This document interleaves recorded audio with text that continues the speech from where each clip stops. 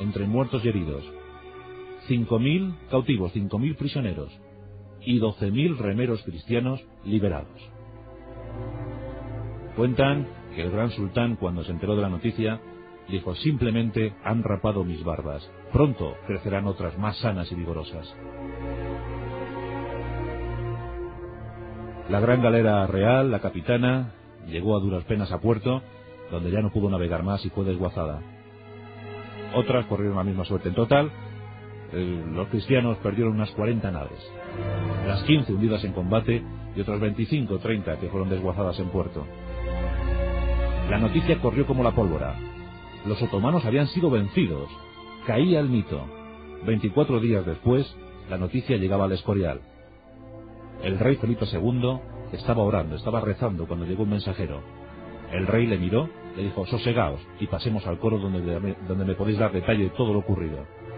Cuando el mensajero le contó lo que había ocurrido en Lepanto, el rey ni siquiera sonrió. Dicen que hincó de rodillas y rezó por tanta gente muerta. La batalla de Lepanto no fue decisiva. Poco tiempo más tarde, los otomanos tomaron Chipre. Pero sí que hubo un detalle, y es que ya no se fijaron en Occidente. Desde entonces los otomanos emprendieron sus guerras hacia Oriente, lucharon contra los persas, y ya Occidente pasó a un segundo plano. Por tanto, en ese sentido sí que es decisiva la batalla de Lepanto. Pero no en el plano numérico, no es que debilitara en exceso al Imperio Otomano. Fue un gran gesto para las potencias cristianas, principalmente España. Miguel de Cervantes iba muy mal herido a bordo de la galera marquesa. Recordamos 2 impactos de bala en el pecho y otro en la mano izquierda que se lo inmovilizó permanentemente para toda su vida. Llegó a España, llegó como héroe, el manco de Lepanto. Intentó llegar a España, por lo menos lo intentó, porque ya sabéis la historia. Fue capturado y conducido a Argel, donde pasó 5 años, él junto con su hermano Rodrigo. Los padres consiguieron dinero para liberar a Rodrigo, pero no a Miguel. Y allí estuvo en Argel hasta 1580, cuando unos frailes trinitarios pagaron la recompensa, pagaron el rescate y le pudieron liberar.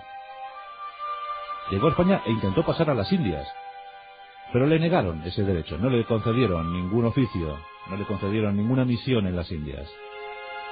Siempre en precario, siempre escaso de dinero, siempre aventurero, don Miguel de Cervantes. Y empezó a curiosear con la literatura. Y en esa década de los 80 aparecen sus primeras obras. El trato de Argel, basado en su experiencia cautiva. La Numancia, su gran primera obra, publicada en 1585, y de aspectos pastoriles. La Galatea, exquisita Galatea. Cumple con los cánones pastoriles, aunque eso sí, mete alguna muerte, como ya sabéis. Pero la Galatea está considerada como su primera gran obra, en 1585. Tenía 38 años. Tardaría 20 años más en publicar otro libro. Y en ese tiempo hizo de todo. En 1587 entra como inspector y recaudador de impuestos, anda por Sevilla, vive a mal vivir, deambula, porfía, y finalmente en 1597 es internado en prisión a consecuencia de una confusión extraña, ¿no? Porque él había recaudado dinero, lo había depositado en un banco de Sevilla, el banco había quebrado y su dinero se había perdido. Esto le procuró 3 meses de cautiverio, 3 meses de cárcel. Pero bueno, afortunadamente los aprovechó bien, porque dice la leyenda, dice la historia, que en ese 1597, en esa cárcel de Sevilla, don Miguel de Cervantes comenzó a escribir El Quijote.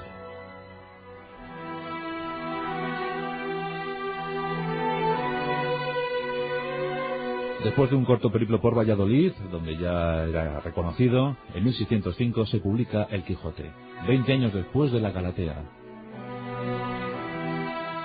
La obra, ¿qué vamos a comentar? La obra se hace profundamente famosa. Todo el mundo lo comenta, todo el mundo lo dice. Miguel de Cervantes se va haciendo un nombre, se va haciendo un hueco en el siglo XVII. En 1613 llegan sus novelas ejemplares, 12 relatos cortos que impresionan a todos.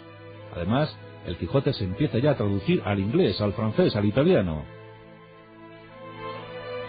Algunos critican la obra de don Miguel de Cervantes, algunos piensan que el ingenioso hidalgo Don Quijote de la Mancha es simplemente un cuentecillo.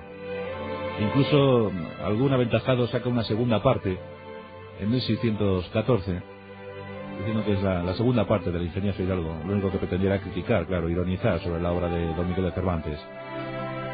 La respuesta fue inmediata. En 1615 aparece la segunda entrega. Las andanzas de Don Quijote, de don Alonso Quijano y su querido Sancho Panza. Ese final en las playas de Barcelona, a cargo del caballero de la Clara Luna.